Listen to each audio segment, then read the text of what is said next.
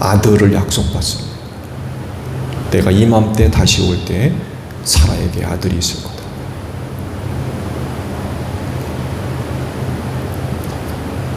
웃죠? 아내가 웃었습니다. 들켰어요, 하나님한테. 안 웃었다고 부정했지만 웃었다고 하시면서 결국 이삭이 바로 그런 이름의 의미가 있죠. 하나님이 오셨을 때에 아브라함은 정말 굉장히 큰 축복을 받았어요. 근데 그 같은 하나님이 소돔과 고모라 성에 찾아오셨을 땐 역사 이래로 저주스러운 날이 되고 한 사람도 하나님을 피하지 못하고 유황불로 다 죽어버렸어요. 롯의 식구 빼놓고 한 사람도 못 살아남았어요. 짐승들까지 다 죽었어요.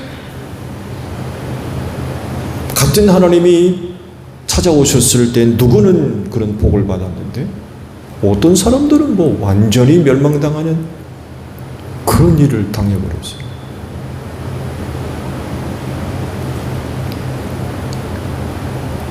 지금도 하나님은 이런 말씀들을 하세요. 기다려라. 내가 갈 테니 기다려라. 역사 이래로 하나님께서 수를 헤아릴 수 없을 만큼 많은 사람들을 찾아가셨고 찾아오셨어요. 그때 만난 하나님은 어떤 하나님이셨어요?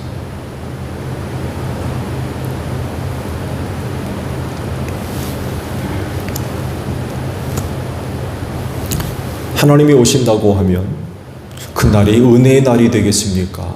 저주스러운 날이 되겠습니까? 여러분들에게 있어서는 어떠세요? 나를 기다려라 라고 말씀하셨을 때 그날은 나에게 어떤 날이 될까? 예수님 믿지 않는 사람들에게 하나님이 오시는 날은 저주스러운 날이 될 겁니다. 하나님은 심판이 내려지기 때문이겠죠. 그렇지만 예수님 믿는 사람들에게 그날은 가장 행복한 날이 될 줄로 믿습니다. 구원받기 때문에. 천국 가기 때문에. 근데 그렇지 않은 사람들은 지옥에 들어 가장 정말 불행한 날이 될 겁니다. 지금도 하나님은요, 이 세상을 향해서 말씀하십니다. 내가 갈 테니 기다려라. 나를 기다려라. 라고 말씀을 하십니다. 이 세상은 그날이 행복한 날이 될까요? 저주스러운 날이 될까요? 오늘도 하나님이 때를 알지 못한 때에 찾아오신다면 그때 여러분은 어떤 하나님을 만날 거라고 생각하십니까?